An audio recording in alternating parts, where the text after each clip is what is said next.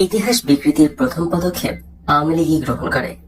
শেখ মুজিবের নির্দেশে মেজর জিয়া তার ঐতিহাসিক ঘোষণা দেয় এই দাবি প্রতিষ্ঠার জন্য আওয়ামী লীগ আশার গল্পের উপস্থাপন করে। সেই লোমহর্ষক ক্রান্তিলগ্নে নেমে আসে 25-26 মার্চের সেই কালো রাত্রি। পাকিস্তান সেনাবাহিনী নির্মমভাবে ঝাঁপিয়ে পড়ে বাঙালি জাতিকে শায়েস্তা করার জন্য। 25শে মার্চের বর্বরতার আধুনিক কালের সব নজিরকে ছাড়িয়ে যায়। হাজার হাজার নারী, পুরুষ, শিশুকে হত্যা করা হয় নির্বিচারে। সামরিক বাহিনী এবং আইন প্রয়োগকারী সংস্থাগুলোর বাঙালি সদস্যগণও রেহাই পাননি শ্বেত সন্ত্রাসের হত্যাযজ্ঞ থেকে। ঢাকা, চিটাগাং এবং খুলনা সহ পূর্ব পাকিস্তানের সর্বত্রই অভিযান চালানো হয়, নিষ্ঠুর অভিযান। প্রতিরোধ সংগ্রামে ঝাঁপিয়ে পড়তে বাধ্য হয় বাঙালি জাতি। জাতির এই ক্রান্তিলগ্নে অনেক অনুরোধ এবং আকুতি জানানো হয় শেখ মুজিবকে সশস্ত্র জাতীয় মুক্তি সংগ্রামে নেতৃত্ব দেওয়ার জন্য। কিন্তু সব অনুরোধ উপেক্ষা করে জাতিকে মৃত্যু এবং অনিশ্চয়তার মুখে ঠেলে দিয়ে কাপুরুষের মতোই তিনি কারাবরণ করে চলে যান পশ্চিম পাকিস্তানে। আত্মরক্ষার জন্যই অনন্যোপায় হয়ে শান্তিপ্রিয় বাঙালি অস্ত্র হাতে তুলে নিতে বাধ্য হয়। প্রতিরোধ সংগ্রামে নেতৃত্ব দানে অসম্মত শেখ মুজিব বলেছিলেন, আমি গণতন্ত্রের রাজনীতি সারা জীবন করেছি, অস্ত্রের রাজনীতিতে আমি বিশ্বাস করি না। একই পরিহাস। সমগ্র বাঙালি জাতি যার কথায় বিশ্বাস করে অকাতরে প্রাণ দিয়েছে, তাকে মেনে নিয়েছে একমাত্র নেতা হিসেবে। দীর্ঘ সংগ্রামে চরম ত্যাগ স্বীকার করেছে নির্দ্বিধায়। সেই নেতাই ক্রান্তিলগ্নে জাতিকে পিছনে ফেলে রেখে খোড়া যুক্তি তুলে বহাল তবিয়তে পশ্চিম পাকিস্তানে পাড়ি জমালেন। ক্ষণিকের জন্য স্তম্ভিত হয়ে গিয়েছিল বাঙালি জাতি। মুজিবের সুবিধাবাদী আচরণে হতাশায় ভেঙে পড়েছিল মুক্তিকামী জনতা। কিন্তু সেই ক্ষণিকের জন্য আওয়ামী লীগের সাথে তারাও পালিয়ে হাফ ছেড়ে বাঁচলেন। এই অবস্থায় জনগণকে স্বতঃস্ফূর্তভাবে প্রতিরোধ সংগ্রামের দায়িত্ব নিজেদের হাতেই তুলে নিতে হয়েছিল। বিচ্ছিন্নভাবে বাংলাদেশের সর্বত্র প্রতিরোধ সংগ্রাম গড়ে ওঠে। গৃহযুদ্ধ ছড়িয়ে পড়ে পুরো বাংলাদেশে। এই অবস্থায় 26শে মার্চ রাতে চিটাগাংয়ে অবস্থিত 8ম ইস্ট বেঙ্গল রেজিমেন্টের এক অখ্যাত তরুণ মেজর জিয়াউর রহমান তার তরুণ বাঙালি সহকর্মীদের পরামর্শ এবং সহচর্যে তীব্র জাতীয়তাবাদী চেতনায় উদ্বুদ্ধ হয়ে বেতারের মাধ্যমে জাতির প্রতি আহ্বান জানান স্বাধীনতা সংগ্রামে। তার আহ্বানে আশার আলো দেখতে পেয়েছিল জাতি। তারই পরিপ্রেক্ষিতে পরবর্তীকালে স্বাধীনতার লক্ষ্যে শুরু হয় রক্তক্ষয়ী মহান মুক্তি সংগ্রাম। কালুরঘাট বেতার কেন্দ্র থেকে ভেসে আসে মেজর জিয়াউর রহমানের ক্ষীণ কণ্ঠ। Under circumstances, however, I hereby declare myself as the provisional head of the স্বাধীন বাংলা লিবারেশন গভর্নমেন্ট। অবশ্য পরবর্তী ঘোষণায় এর সাথে যোগ করা হয় under guidance of Bangabandhu Sheikh Mujibur Rahman. স্বাধীনতার ঘোষণা নিয়ে সেই সময় চুলচেরা বিশ্লেষণ করার ফুরসত কারো ছিল না। দেশ স্বাধীন হওয়ার পর 1971 সালের 26শে মার্চ কালুরঘাট থেকে প্রচারিত স্বাধীনতার ঘোষণা সম্পর্কে সরকার এবং আওয়ামী লীগের তরফ থেকে পর্যায়ক্রমে কয়েকটি কাহিনী প্রচার করা হয়। প্রথম গল্পটি ছিল 25শে মার্চ দিবাগত রাতে গ্রেপ্তারের পূর্বক্ষণে চট্টগ্রামে জহুর আহমেদ চৌধুরীকে টেলিফোনে শেখ মুজিব স্বাধীনতার ঘোষণা বাণীটি পাঠিয়েছিলেন। কিন্তু সামরিক অভিযানের প্রাক্কালে সরকার সকল প্রকার টেলিফোন যোগাযোগ বন্ধ করে দিয়েছিল। অতএব ওই গল্প ধোপে টেকেনি। দ্বিতীয় গল্পে বলা হয় ওয়্যারলেসের মাধ্যমে চট্টগ্রামের বন্দরে অবস্থানরত একটি অস্ট্রীয় জাহাজের ক্যাপ্টেনকে স্বাধীনতার ঘোষণা জানানো হয়। ওই ক্যাপ্টেন নাকি জনাব জহুর আহমেদকে শেখ মুজিবের সেই বাণী পৌঁছে দিয়েছিলেন। চট্টগ্রামের কোনো নোঙ্গর করা জাহাজের সাথে ঢাকায় বসে ওয়্যারলেস সংযোগ প্রতিষ্ঠা করা কোনোভাবেই তখন সম্ভব ছিল না, কারণ ওই সময় চট্টগ্রাম বন্দরে ইপিআর এবং বেঙ্গল রেজিমেন্টের বাঙালি সৈনিকদের সাথে পাক বাহিনীর লড়াই চলছিল। তাছাড়া ঢাকার ওয়্যারলেস সেন্টার সহ সবগুলো যোগাযোগ কেন্দ্র তখন পুরো মাত্রায় খান সেনাদের অধীনে। সুতরাং এই গল্প সারহীন প্রমাণিত হয়। শেষ গল্পে বলা হয় চট্টগ্রাম ইপিআর কে জানানো হয়েছিল সারা দেশে স্বাধীনতার ঘোষণা বা বাণী প্রচারের জন্য। স্বাধীনতার যুদ্ধের ইতিহাস নামক প্রকাশনায় এই কাহিনীটি নথিবদ্ধ করা হয়েছে। কিন্তু একটুখানি যুক্তি দিয়ে বিশ্লেষণ করলে বোঝা যায় এই কাহিনীটিও আষাঢ়ে গল্প মাত্র। প্রথমত, ঢাকার সাথে দেশের অন্যান্য অঞ্চলের যোগাযোগ মাধ্যমগুলো টেলিফোন, টেলিগ্রাফ, ঢাকা বেতার, ওয়্যারলেস সমস্তই তখন সম্পূর্ণরূপে পাক বাহিনী নিয়ন্ত্রণে। এবার দেখা যাক ঢাকা ইপিআর এর মাধ্যমে চট্টগ্রাম ইপিআর কে নির্দেশ পাঠানোর প্রশ্নটি। ঢাকা ইপিআর যদি শেখ মুজিবের নির্দেশে স্বাধীনতার ঘোষণা চট্টগ্রামে পৌঁছাতে পারে, তাহলে ঢাকা ইপিআর থেকেই তো সারা বাংলাদেশে ওই ঘোষণা প্রচার করার জন্য বলা যেত। তাছাড়া সবারই জানা ছিল ঢাকা ইপিআর এর হেডকোয়ার্টার এবং পিলখানা সিগন্যাল সেন্টারে 23শে মার্চে আর্মি দখল করে নিয়েছিল। তারপরও কথা থাকে, চট্টগ্রামের ইপিআর এর দায়িত্বে ছিলেন তখন বাঙালি তরুণ অফিসার ক্যাপ্টেন রফিকুল ইসলাম। যে সমস্ত বাঙালি অফিসারদের সাথে একত্র হয়ে মেজর জিয়াউর রহমান 26শে মার্চ রাতে কালুরঘাট বেতার কেন্দ্র থেকে স্বাধীনতার ঘোষণা দেন, তাদের মধ্যে ক্যাপ্টেন রফিক ছিলেন অন্যতম। পরবর্তী পর্যায়ে 1 নং সেক্টরে তিনি যুদ্ধ করেন। স্বাধীনতার পর তাকে হঠাৎ করে সেনাবাহিনী থেকে অবসর দেওয়া হয়। মুক্তিযুদ্ধের ওপর ক্যাপ্টেন রফিক একাধিক গ্রন্থ লিখেছেন, কিন্তু কোথাও তিনি স্বাধীনতার ঘোষণা বাণী ঢাকা থেকে পাবার ব্যাপারে কিছু লেখেননি। কেন? সর্বোপরি স্বাধীনতার ঘোষণা সত্যি সত্যি ঢাকা থেকে পাঠানো হয়ে থাকতো, সেই ক্ষেত্রে মেজর জিয়া তার প্রথম ভাষণে নিজেকে অস্থায়ী সরকার প্রধান হিসেবে ঘোষণা দিয়েছিলেন কোন যুক্তিতে? তারপরও প্রশ্ন থাকে, চট্টগ্রাম আওয়ামী লীগের তৎকালীন আরেক নেতা আব্দুল হান্নান, যিনি 30 মার্চ চট্টগ্রাম বেতার কেন্দ্র থেকে একাধিকবার বক্তব্য প্রচার করেছেন, তিনিই বা কেন তার প্রচারণায় একবার উল্লেখ করলেন না যে স্বাধীনতার ঘোষণা বাণী ঢাকা থেকে পাওয়ার কথা? অতএব 26শে মার্চ মেজর জিয়াই যে কালুরঘাট বেতার কেন্দ্র থেকে সর্বপ্রথম স্বাধীনতার ঘোষণা দিয়েছিলেন, এই ধ্রুব সত্যকে শত চেষ্টা করেও কোনো যুক্তি দিয়ে খণ্ডানো সম্ভব নয়।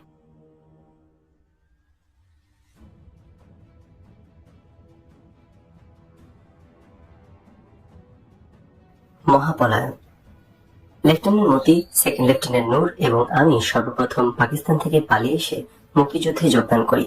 জাতীয় রাজনীতির এই ক্রান্তিলগ্নে আমি তখন কোয়েটায় 16 ডিভিশনের 62 ফিল্ড আর্টিলারি রেজিমেন্টে পোস্টেড। আমার আবাস কিংস রোডের আর্টিলারি অফিসার্স মেসে। আমি ছাড়াও তখন কোয়েটাতে বেশ কয়েকজন বাঙালি অফিসার বিভিন্ন রেজিমেন্ট এবং ব্যাটালিয়নে পোস্টেড ছিলেন। Colonel Dastagir G1 div headquarters, major Hafiz 62 field regiment, captain Shahid 33 cavalry, captain Shariful 33 cavalry, captain Mohsin Baluch regiment, major Malek BM, major Kader engineers, captain Maula EME battalion, captain Amsa Amin infantry school, captain Zakir, captain Huda, captain Shafayet, lieutenant Harun 26 field artillery regiment, captain Iftekhar, captain Mazhar Uddin Molla, lieutenant KB 63 field artillery regiment, captain Jamal AMC, captain Kashim ASC প্রমুখ। এছাড়াও ছিলেন বেশ কিছু সংখ্যক JCO, NCO এবং জোয়ান ভাইরা। School of infantry and ট্যাকটিক্সে EME battalion, signal battalion, div headquarters, staff college এবং 33 ক্যাভালরি রেজিমেন্টে। কোয়েটে বাঙালিদের ছোট পরিবার ছিল এবং সুখী পরিবার ছিল। আমরা সবাই মিলেমিশে হাসি আনন্দে দিন কাটাতাম। প্রায় আমরা সমবেত হতাম কোথাও না কোথাও। চলতো আলাপ আলোচনা, হাসি ঠাট্টা, গান বাজনা, গল্পগুজব। জাতীয় সংকট আমাদের মাঝে ব্যবধানকে কমিয়ে আনলো আরো। সবাই দেশ সম্পর্কে সচেতন, সবাই শঙ্কিত, ভাবনায় আকুল। কি হচ্ছে? ঘটনা প্রবাহের পরিণাম কি? প্রেসিডেন্ট আইয়ুবের ক্ষমতা লিপ্সা কোথায় নিয়ে যাবে দেশটাকে? পাকিস্তান টিকে থাকবে কি করে? অন্যায়, অবিচার, শাসন, শোষণ শেষ হবে কবে? আইয়ুব খানের প্রশাসন ব্যর্থ হয়েছে সম্পূর্ণরূপে। জাতির বৃহত্তর স্বার্থে তিনি কি গ্রহণযোগ্য রাজনৈতিক সমাধান মেনে নেবেন আলোচনার মাধ্যমে, নাকি ক্ষমতার মোহে দেশকে আরো রসাতলে টেনে নিয়ে যাবেন? গোপনে আমরা মিলিত হই বিভিন্ন জায়গায়, আলোচনার মাধ্যমে খুঁজে পেতে চাই এই সমস্ত প্রশ্নের জবাব। খবরে আদান প্রদান হয় নিজেদের মধ্যে। প্রতিটি নতুন খবর পর্যালোচনা করি অবস্থার পরিপ্রেক্ষিতে। খবর পাই দেশ থেকে আসা চিঠিপত্রের মাধ্যমে।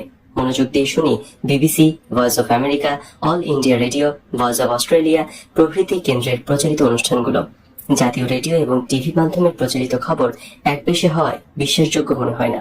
মাঝে মধ্যে সিগন্যালস সেন্টারের বাঙালি ভাইরা নিয়ে আসে GHQ থেকে প্রেরিত গোপন বার্তাসমূহের সারবস্তু।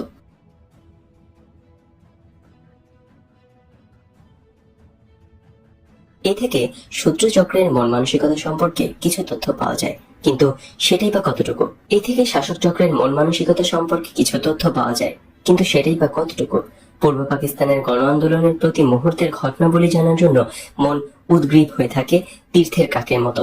1,500 মাইল দূরত্বে বসে সীমিত মাধ্যমে ঘটনা প্রবাহের যতটুকু খবরাখবরই পাচ্ছিলাম, তার চুলচেরা বিশ্লেষণ করে অবস্থার সাথে নিজেদের যতটুকু সম্ভব সম্পৃক্ত রাখার চেষ্টা করছিলাম আমরা। কিন্তু সবকিছুই করতে হচ্ছিল বিশেষ সতর্কতার সাথে। মনের দাহ এবং আক্রোশ অতি কষ্টে চেপে রেখে স্বাভাবিকভাবে দৈনন্দিন দায়িত্ব পালন করে যাচ্ছিলাম সবাই। কিন্তু নিজেদের সংযত রেখে ধৈর্য সহকারে অবস্থার মোকাবেলা করতে হবে সবাইকে। এই সিদ্ধান্ত গৃহীত হয় গোপন বৈঠকগুলোতে। আশা নিরাশার এক ভয়াবহ অনিশ্চয়তায় কাটছিল আমাদের প্রতিটা মুহূর্ত। মার্চের 30 তারিখে আমরা BBC, voice of America, all India radio, radio Australia প্রভৃতি স্টেশনগুলো থেকে প্রচারিত নিবন্ধ থেকে পূর্ব পাকিস্তানে ঘটা 25-26 মার্চের রাতের ঘটনা এবং পরবর্তী দিনগুলোর ঘটনাবলী সম্পর্কে অনেক কিছুই জানতে পারি। বাংলাদেশে ফেলে আসা আত্মীয় স্বজন, বন্ধু বান্ধব, পরিচিত জনদের অবস্থা ভেবে ভারাক্রান্ত হয়ে ওঠে মন। পাকিস্তান সরকার এবং সেনাবাহিনীর ন্যাক্কারজনক আচরণে বিক্ষুব্ধ হয়ে ওঠে। সেই সেনাবাহিনীতেই চাকরি করছি বলে নিজের প্রতি আত্মাধিকার জাগে। ভাবি, এই অবস্থায় প্রবাসে বসে আমাদের কি কিছুই করণীয় নেই? বাঙালিদের ঘোষিত স্বাধীনতা সংগ্রামে আমাদের কি কোনো দায়িত্বই নেই? সমগ্র বাঙালি জাতির সঙ্গে একাত্মতা ঘোষণা করে স্বাধীনতা সংগ্রামে অবদান রাখার জন্য আকুল হয়ে ওঠে মন। অস্বস্তিকর পরিবেশে শ্বাসরুদ্ধকর অবস্থায় সময় কাটতে থাকে আমাদের। ইতিমধ্যে আমাদের কোর্সও প্রায় শেষ হয়ে গেছে। কোর্সে আগত বাঙালি অফিসারদের মধ্যে ক্যাপ্টেন তাহির, সেকেন্ড লেফটেন্যান্ট নূর চৌধুরী এবং লেফটেন্যান্ট মতির সাথে আমার ঘনিষ্ঠতা হয়। চিন্তা ভাবনার মিল ছিল বলেই আমাদের এই ঘনিষ্ঠতার প্রধান কারণ। আমি লোকাল অফিসার, এরা প্রায় আমার মেসে আসতো। দল বেঁধে আনন্দ ফুর্তি করে আমরা অবসর কাটাতাম। একসাথে খাওয়া, বেড়াতে যাওয়া, সিনেমা দেখা, ক্লাবে আড্ডা মারা ছিল আমাদের বিনোদনের উপায়। লেফটেন্যান্ট সুমিও প্রায় আমাদের সাথে যোগ দিত। আমরা একত্রিত হয়ে আনন্দ ফুর্তি করতাম ঠিকই, কিন্তু তার ফাঁকে আলোচনা চলতো বাংলাদেশ নিয়ে। সবারই এক চিন্তা, আমাদের কিছু একটা করা উচিত। মুখ বুঝে সব অত্যাচার সহ্য করে নির্বিকার হয়ে বসে থাকলে চলবে না। জাতীয় সংগ্রামে আমাদের সাধ্যমতো অবদান রাখতে হবে। কিন্তু কি করা সম্ভব? ইতিমধ্যে জানতে পারলাম আমাদের 16 ডিভিশনকে পূর্ব পাকিস্তানে পাঠানো হবে। অত্যন্ত সুখবর। ডিভিশন গেলে আমিও ইউনিটের সাথে পূর্ব পাকিস্তানে যেতে পারবো। খবরটা পেয়ে তাহের, নূর, মতি এবং সুমি সবাই খুশি। কোর্স শেষ হলো, কিন্তু স্কুল কর্তৃপক্ষ আদেশ জারি করলেন পূর্ব পাকিস্তান থেকে আগত কোনো অফিসারকে তাদের ইউনিটে ফেরত পাঠানো হবে না। তাদের সবাইকে পশ্চিম পাকিস্তানে বিভিন্ন ইউনিটে পোস্টিং দেওয়া হবে। এই কি ব্যাপার? এমনটি তো হবার কথা নয়। আমরা সবাই বিভ্রান্ত হয়ে গেলাম। কোর্স শেষে ইউনিটে ফিরে যাওয়াই তো নিয়ম। তাহলে এই ধরনের আদেশের উদ্দেশ্য কি? তাহের, নূর, মতি সবার ইউনিটই পূর্ব পাকিস্তানে। তারা সবাই আটকা পড়ে গেল, আর আমি ফিরে এলাম ইউনিটে। কিন্তু ইউনিটে যোগদান করে বুঝতে পারলাম অবস্থার অনেক পরিবর্তন হয়েছে। পরিবেশ অনেক বদলে গেছে। ইতিমধ্যে দেশে ইমার্জেন্সি ঘোষিত হলো। একদিন আমার কমান্ডিং অফিসার কর্নেল মিয়া হাফিজ আমাকে তলব করে পাঠালেন। তার অফিসে যাওয়ার পর তিনি কিছুটা বিব্রত হয়ে বললেন, শরীফ, ব্যাটারি কমান্ডারের দায়িত্ব থেকে অব্যাহতি দিয়ে আমি তোমাকে অ্যাডজুটেন্ট পদে বহাল করতে চাই। দেশের এই নাজুক পরিস্থিতিতে আমার স্টাফ অফিসার হিসেবে আমি তোমাকে মনোনীত করছি। তার কথা শুনে আমি হতভম্ব হয়ে গেলাম। আমার সাথে কর্নেল হাফিজের সম্পর্ক ছিল খুবই ভালো। Bachelor, happy go lucky type commando colonel Hafiz আমাকে খুবই পছন্দ করতেন। আমি তাই সরাসরি তাকে জিজ্ঞেস করলাম, স্যার, আমি ইউনিটে সিনিয়র অফিসারদের মধ্যে একজন। সেক্ষেত্রে আমাকে ব্যাটারি কমান্ডারের দায়িত্ব থেকে সরিয়ে নিয়ে জুনিয়র পদে নিয়োগ করার সিদ্ধান্ত নিলেন কেন? বেচারা কর্নেল হাফিজ মুখ কাচুমাচু করে বলেন, দেখো, জিএইচকিউ থেকে অর্ডার এসেছে, কোনো বাঙালি অফিসারকে দায়িত্বপূর্ণ কোনো পদে রাখা যাবে না। তাছাড়া বর্তমান অবস্থায় সব বাঙালিদের উপর নজর রাখার নির্দেশও জারি করা হয়েছে। তোমার শুভাকাঙ্ক্ষী হিসেবে এই গোপনীয় নির্দেশ তোমাকে বিশেষ করে বললাম। আমার অনুরোধ, সব বুঝে তুমি চোখ কান খোলা রেখে সতর্কতার সাথে চলবে। তোমার কোনো কিছু হলে ব্যক্তিগতভাবে আমি কষ্ট পাবো। বোঝার চেষ্টা করো, নেহায়েত অপারগ হয়ে আমি এই ধরনের সিদ্ধান্ত নিতে বাধ্য হয়েছি। তার সিদ্ধান্তে কষ্ট পেলেও তার আন্তরিক স্বীকারোক্তি শুনে তাকে ধন্যবাদ জানিয়ে তার অফিস থেকে বেরিয়ে এলাম। তার সতর্কবাণী শুনে সবাইকে জানাবার জন্য ছুটে গেলাম ক্যাপ্টেন তাহারের মেসে। সেখানে ডেকে পাঠালাম নূর এবং মতিকে। সব শুনে সবাই ঠিক করলাম আমাদের সবকিছুই করতে হবে অতি সাবধানে। পশ্চিমারা আমাদের সব বাঙালিকে অবিশ্বাসের চোখে দেখছে, তাই এতটুকু অসতর্ক হলে আর রক্ষা নেই, মহাবিপদে পড়তে হতে পারে। সিদ্ধান্ত নিলাম স্বাভাবিকতা বজিয়ে চলতে হবে আমাদেরকে। অত্যন্ত সতর্কতার সাথে গোপনে মিলিত হব আমরা। বাংলাদেশ সম্পর্কে বিশ্বস্ত লোক ছাড়া অন্য কারোর সাথে আলোচনা করা ঠিক হবে না। কর্নেল মিয়া হাফিজের সাথে আলাপের পর ঠিক বুঝতে পারলাম ইউনিটের সাথে আমাদের আর বাংলাদেশে যাওয়া হবে না। ঘটনা প্রবাহ এগিয়ে চলল অতি দ্রুত গতিতে। হঠাৎ করে ডিভিশন হেডকোয়ার্টার্সের জীবন বাঙালি অফিসার কর্নেল দস্তগীরকে বদলি করে দেওয়া হলো জীবন মুজাহিদ কোর হেডকোয়ার্টার্সের লাহোরে। তার এই বদলিতে আশ্চর্য হয়ে গেল কোয়ার্টারে অবস্থিত সব বাঙালি। আমাদের কাছে ব্যাপারটা স্বাভাবিক ছিল, কিন্তু অন্য বাঙালিরা অবাক হয়ে গেল তার এই অস্বাভাবিক পোস্টিং এ।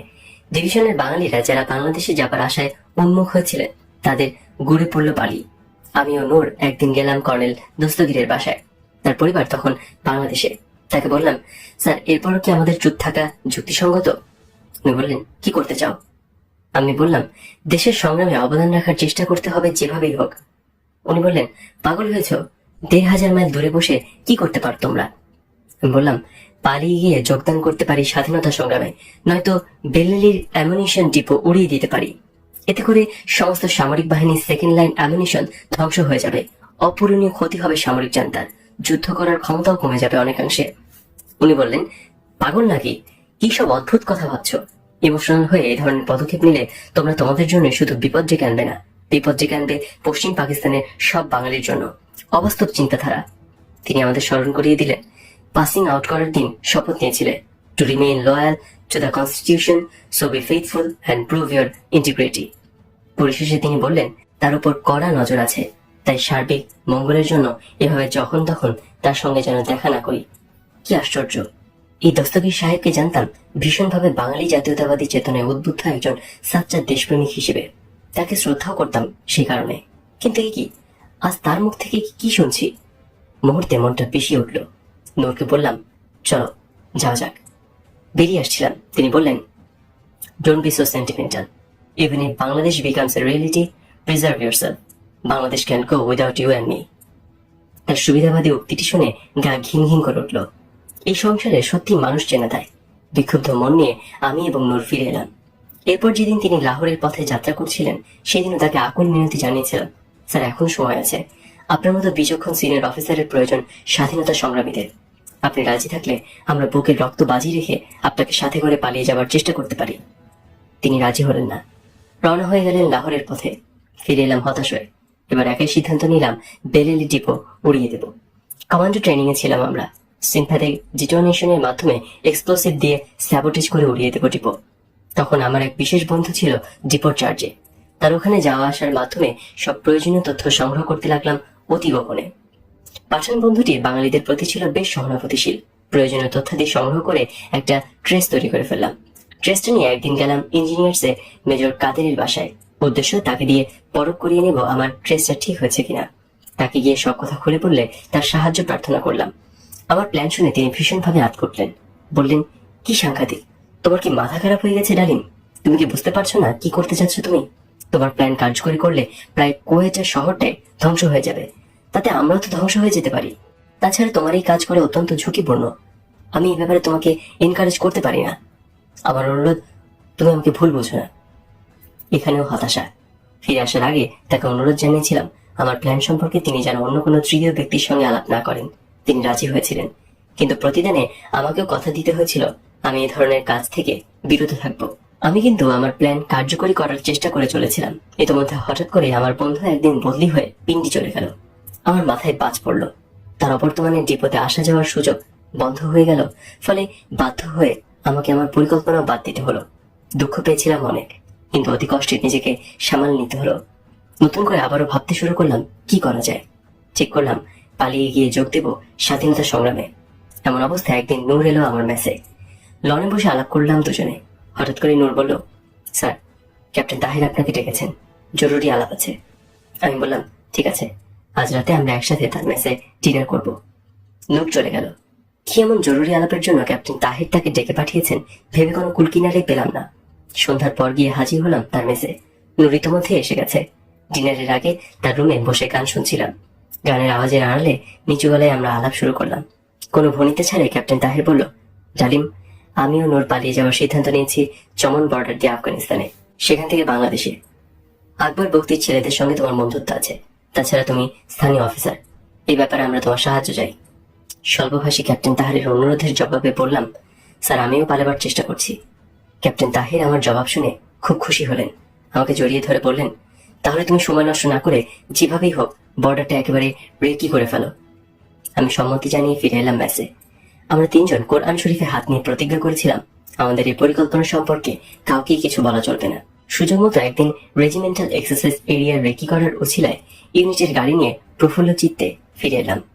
বন্ধুরা আমাদের পালাতে সাহায্য করবে জানতে পেরে নূর এবং তাহের দুজনেই খুশিতে আত্মহারা হয়ে উঠল।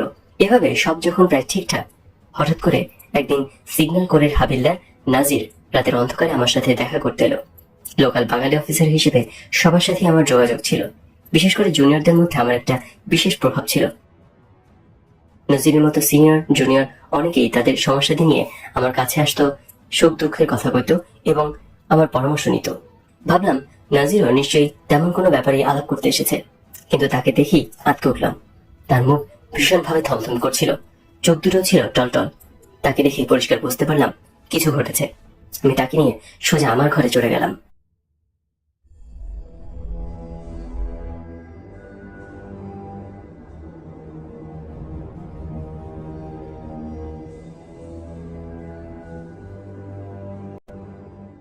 কি হয়েছে নাজির, এত গম্ভীর কেন? জবাবে নাজির অতি নিচু স্বরে বলল, স্যার, সর্বনাশ হয়ে গেছে। চিফ কমান্ডার GHQ তে শিপার মেসেজের মাধ্যমে জানিয়েছেন 29 ইএমই ব্যাটালিয়নের 3জন জুনিয়র কমিশন অফিসার এবং 2জন নন কমিশন অফিসার চমন হয়ে আফগানিস্তান পালাতে গিয়ে ধরা পড়েছে। খবরটা শুনে আমার মাথা ঘুরে গেল। রাজিকে ধন্যবাদ জানিয়ে বিদায় দিয়ে ছুটে গেলাম ক্যাপ্টেন তাহিরের মেসে। ডেকে পাঠানো হলো লেফটেন্যান্ট নূরকে। গভীর রাত অব্দি আলোচনার পর সিদ্ধান্ত হলো চমন বর্ডার দিয়ে পালানোর প্রচেষ্টা হবে অত্যন্ত বিপজ্জনক, তাই এই পথ পরিত্যাগ করে অন্য পথে পালাবার চেষ্টা করতে হবে। অন্য পথ হিসেবে আমাদের সামনে খোলা থাকলো কাশ্মীর, লাহোর, শিয়ালকোট কিংবা ভাওয়ালপুর সেক্টর। ভাওয়ালপুর সেক্টর দিয়ে রাজস্থানের মরুভূমি পাড়ি দিতে সময় লাগবে 2 থেকে 3 দিন। অন্যান্য যে কোনো সেক্টর দিয়ে বর্ডার পেরোতে লাগবে 5 থেকে 6 দিন। এত সময় পাওয়া যাবে কিভাবে? অনেক চিন্তা ভাবনা করে ভাওয়ালপুর ভাওয়ালনগর সেক্টরকে বেছে নিলাম আমরা। এই সেক্টর দিয়ে পালাতে শুধু সময় লাগবেই কম তা নয়, আমাদের ডিভিশনের অপারেশনাল এরিয়া ছিল এই সেক্টর। ফলে প্রয়োজনীয় ইন্টেলিজেন্স ইনফরমেশন সংগ্রহ করাও সহজ হবে। পালাবার পরিকল্পনা করার দায়িত্ব যুক্তিগত কারণে আবার আমাকেই নিতে হলো। শুরু হলো আবার এক নতুন পরিকল্পনা। এভাবে সময় বয়ে যাচ্ছিল। এপ্রিলের প্রথম সপ্তাহে এক ছুটির দিনে দুপুরের খাওয়া শেষ করে মেস থেকে ফিরে বিছানায় গড়াগড়ি দিচ্ছিলাম। হঠাৎ করে দরজায় কড়া নেড়ে উঠল। কে জিজ্ঞেস করতে লেফটেন্যান্ট মতির গলা শুনতে পেলাম।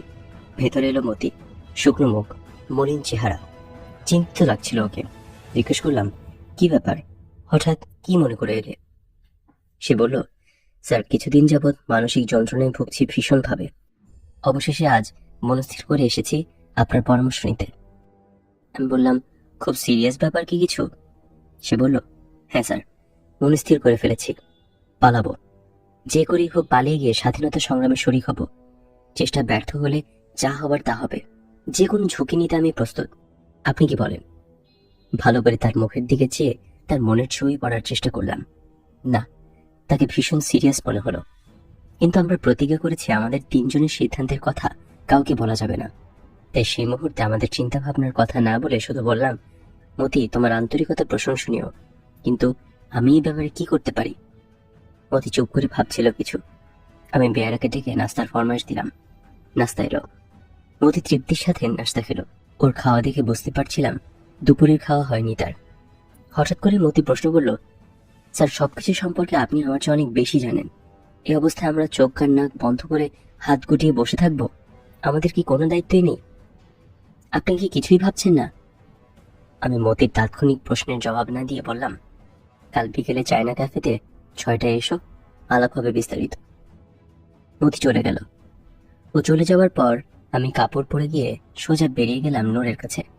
গিয়ে দেখি নূর দিবানিদ্রা দিচ্ছে। ওকে উঠালাম ঘুম থেকে। প্রথমে নূর কিছুটা থতমত হয়ে গিয়েছিল। এ কি ব্যাপার স্যার, হঠাৎ আপনি এই সময়? আমি বললাম, বিশেষ প্রয়োজনে এসেছি নূর। তাকে মতির ব্যাপারে সব খুলে বললাম। সব শুনে নূর বলল, মতির ব্যাপারে আপনি কি ভাবছেন? আমি বললাম, ওকে সঙ্গে নিলে কেমন হয়? নূর কিছুক্ষণ চিন্তা করে বলল, আমার আপত্তি নেই, তবে ক্যাপ্টেন তাহিরের মতামতটা জানা দরকার। আমি বললাম, বেশ, তবে চলো তার ওখানে যাওয়া যাক। সে বলল, তাই চলুন। আমার গাড়িতে করেই গেলাম ক্যাপ্টেন তাহিরের ওখানে। তাকে সব কথা খুলে বলে জানালাম তাকে সঙ্গে নিতে আমার এবং নূরের কোনো আপত্তি নেই। ক্যাপ্টেন তাহির আমাদের সাথে একমত হয়ে বললেন, ঠিক আছে, ও যদি বিশ্বাসযোগ্য হয় তবে তাকে সঙ্গে নেওয়া হোক। ফিরে এলাম। পথে নূরকে নামিয়ে দিলাম। পরদিন নির্ধারিত সময় আমি এবং নূর চায়না ক্যাফেতে গেলাম মতির সঙ্গে আলোচনা করতে। গিয়ে দেখি মতি আমাদের পৌঁছানোর আগেই আমাদের প্রিয় ডিশগুলো অর্ডার প্লেস করে অপেক্ষা করছে। চায়না ক্যাফে তখন কুয়েটের শহরের একমাত্র চাইনিজ রেস্তোরাঁ, আমাদের বিশেষ পছন্দের আড্ডা মারার জায়গা। একটি চাইনিজ পরিবার, বাবা মা ও মেয়ে মিলে রেস্তোরাঁটা চালায়। আমরা তাদের পুরনো রেগুলার কাস্টমার, তাই গেলে বিশেষ খাতির যত্ন করে। আমরা যোগ দেওয়ার পরপরই খাওয়া শুরু হল, সাথে আলোচনা। আমি প্রথমেই বললাম, মতি, তোমার গতকালকের প্রশ্নের জবাব আজ দিচ্ছি। কোনো কারণবশত সেটা কাল দেয়া সম্ভব হয়নি। আমি, নূর এবং ক্যাপ্টেন তাহির পালাবার চেষ্টা করছি বেশ কিছুদিন যাবৎ। চমন বর্ডার দিয়ে পালাবার চেষ্টা করেছিলাম, কিন্তু ইএমই ব্যাটালিয়নের ঘটনার পর সেই পরিকল্পনা বাদ দিতে হয়েছে। এখনো চেষ্টা করছি ভাওয়ালপুর ভাওয়ালনগর হয়ে রাজস্থান বর্ডার ক্রস করব। তুমি আমাদের সঙ্গে ইচ্ছে হলে আসতে পারো। মতির চোখে মুখে খুশি উপচে পড়ল। স্যার, আমি জানতাম আপনি এই সময় চুপ করে বসে থাকতে পারেন না। আমি ওকে বললাম, I am so happy that I can tell you. সে বলল, I am proud of you sir. আমি পকেট থেকে ছোট্ট একটা কোরআন শরীফ বের করে তার উপর হাত রেখে ওকে শপথ নিতে বললাম। ও কোরআন শরীফের উপর হাত রাখলো। আমি বললাম, বলো। আমাদের পরিকল্পনা সম্পর্কে অন্য কোনো ব্যক্তিকে কিছু বলা চলবে না, কোনো পরিস্থিতি। প্রয়োজন মতো তোমাকে যে দায়িত্ব দেওয়া হবে সেটা বিনা প্রশ্নে তুমি পালন করবে। অযাচিতভাবে পরিকল্পনা সম্পর্কে কৌতূহলবশত কোনো প্রশ্ন তুমি করতে পারবে না। একে অপরের উপর সম্পূর্ণ বিশ্বাস রেখে সমস্ত সিদ্ধান্ত মেনে চলবে। আমার কথাগুলোর পুনরাবৃত্তি করল মতি। কোনো জড়তা নেই, কোনো দ্বিধা নেই। এভাবেই শেষ হলো আমাদের বৈঠক। আমার উপর দায়িত্ব দেওয়া হয়েছিল সবচেয়ে শর্টকাট এবং গ্রহণযোগ্য পথ খুঁজে বের করা এবং সেই পথের অপারেশনাল ম্যাপ শিট জোগাড় করে তার উপর ওন ট্রুপস এবং এনিমি ট্রুপস পজিশন এবং ডিপ্লয়মেন্ট ট্রেস জোগাড় করা। তাছাড়া কম্পাস, বাইনোকুলার এবং পার্সোনাল ওয়েপন্স জোগাড়ের দায়িত্ব আমাকে নিতে হয়েছিল লোকাল অফিসার হিসেবে। এসব বলেই আমার রেজিমেন্টে বিস্তার রয়েছে, কিন্তু ক্লাসিফাইড আইটেমস হিসেবে অপারেশনাল পারপাস ছাড়া এগুলো স্টোর থেকে বের করার হুকুম নেই। তাই অন্য পথ খুঁজে বের করতে হলো। ম্যাপ জোগাড় করার জন্য ঠিক করলাম ইনফ্যান্ট্রি স্কুলের ইন্টেলিজেন্সের বাঙালি হাবিলদার শফিকের সাহায্য নেব। ছেলেটার সাথে কোর্স করার সময় বেশ ঘনিষ্ঠ হয়ে পড়েছিলাম। কোর্সে বাঙালি হয়েও ভালো রেজাল্ট করায় ও আমাকে বিশেষভাবে শ্রদ্ধা করত। ক্লাসের ফাঁকে ফাঁকে প্রায়ই ওর সাথে দেশ নিয়ে আলাপ হতো। ও অনেক কথাই বলতো আমাকে, আপনজন ভেবে, বিশ্বাস করে। কোর্স করার সময় ও সবসময় আমাকে নানাভাবে সাধ্যমতো সহযোগিতা করত, অত্যন্ত আন্তরিকতার সাথে। এই সম্পর্কের পরিপ্রেক্ষিতে আমি ঠিক করেছিলাম দেখা যাক চেষ্টা করে ও আমাকে ম্যাপের ব্যাপারে কোনো সাহায্য করে কিনা। একদিন ওকে খবর পাঠালাম আমার সাথে দেখা করতে। ও ঠিক এলো আমার মেসে। নানা ধরনের আলাপ আলোচনা হলো দেশ সম্পর্কে। একসময় আমি ওকে বললাম, শফিক, তোমার কাছে আমি একটি ব্যাপারে সাহায্য চাই, যদি ভরসা দাও তবে বলি। ও যেন কিছুটা লজ্জা পেল। বলল, স্যার, আপনি আমাকে লজ্জা দিচ্ছেন কেন? আমি আপনার কোনো কাজে লাগতে পারলে নিজেকে ধন্য মনে করব। আপনি নির্দ্বিধায় বলুন আমি কি প্রয়োজন আপনার।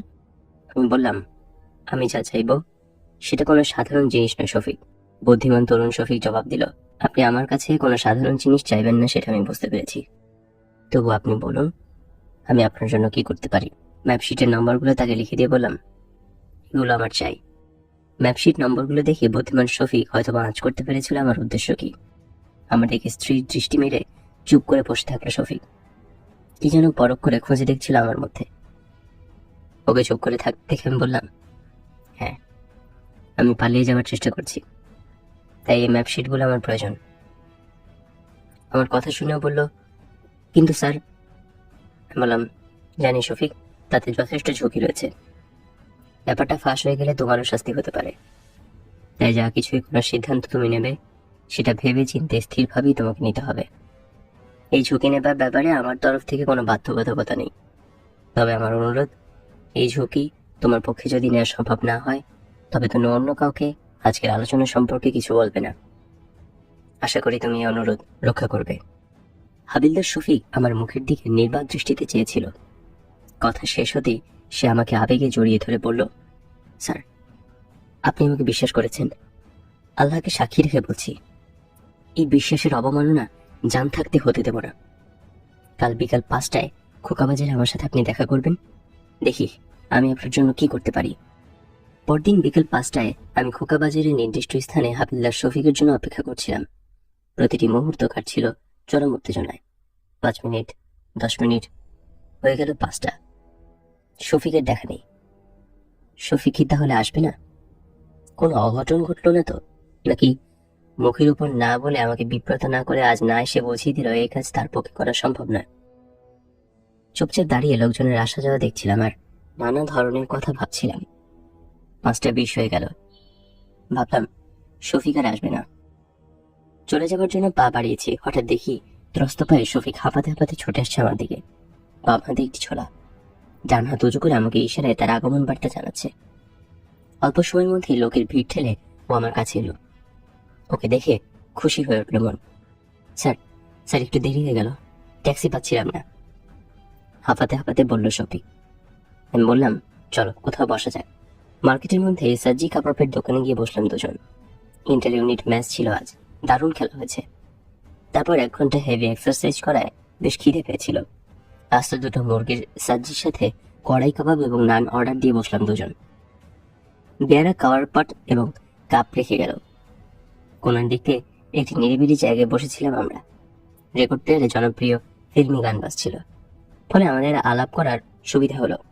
পাশের টেবিলের লোকরাও আমাদের কথা কিছু শুনতে পাবে না। আমাকে বললাম, আমি তো প্রায় নিরাশ হয়ে পড়েছিলাম, কিছুটা চিন্তিতও হয়ে পড়েছিলাম। শফিক বলল, কি কষ্ট করে যে আপনার জন্য জিনিস হাসিল করেছি সে একমাত্র আল্লাহ পাকই জানেন।